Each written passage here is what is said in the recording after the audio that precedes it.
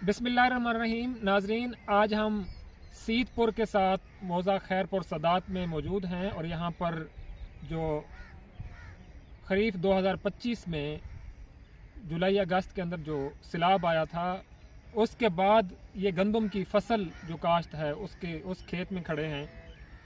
इस खेत में अल्हम्दुलिल्लाह काश्तकारों की मेहनत के बाद अच्छी गंदम की फसल है। अगर कैमरामैन थोड़ा सा नीचे दिखाएं तो इसका हम झाड़ दिखाते हैं।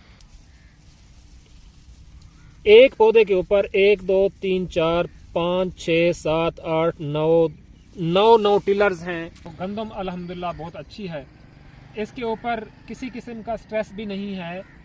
पानी भी एक लगा दिया गया है क्योंकि जो फ्लड वाली ज़मीनें होती हैं उसमें सेंची होती हैं, सैचुरेटेड होती हैं, पानी उसमें ज़्यादा होता है। तो अभी तक इस फसल में पहला पानी जो क्रिटिकल स्टेज पे लगाया जाता है, 30 दिन के वक्फे के ऊपर काश्तकार बता रहे थे कि 30 दिन के वक्फे के ऊपर यहाँ पानी पहला लगा दिया गया है और दूसरा पानी अभी तक इसको ज़रूरत नहीं है। मगर एक काम बहुत अहम है, वो होने वाला है, वो हो जड़ी बूटियाँ।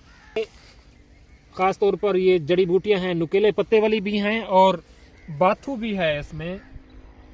इसके अलावा इसमें अभी तक इसके पौधे ख़ास तौर पर निकले नहीं हैं, मगर इसमें दुम्बी सिट्टी भी मौजूद है। तो काश्तकार इसमें ये अच्छी ज़मीन है, मैरा ज़मीन है, तो इसके अंदर अगर मीज़ोसल्फ्यूरान और आयोडोसल्फुरान, जिसमें अटलांटा सुपर है बायर के पास और फाइंडस एक्स्ट्रा है सनक्राब के पास, अगर ये स्प्रे करेंगे, और इसके लिए ज़रूरी ये है इसमें दुम्बी सिट्टी भी कंट्रोल हो जाएगी और इसमें बाथू वगैरह जो चौड़े पत्ते वाली जड़ी बूटियाँ हैं वो भी कंट्रोल हो जाएंगी। तो इसके लिए बेहतर यही है कि स्प्रे मैन जो है वो ट्रेन होना चाहिए। ट्रेन अगर स्प्रे मैन होगा, धूप में स्प्रे करें, और जब धूप में आप स्प्रे करेंगे तो इंशाल्लाह इसका रिज़ल्ट भी अच्छा होगा।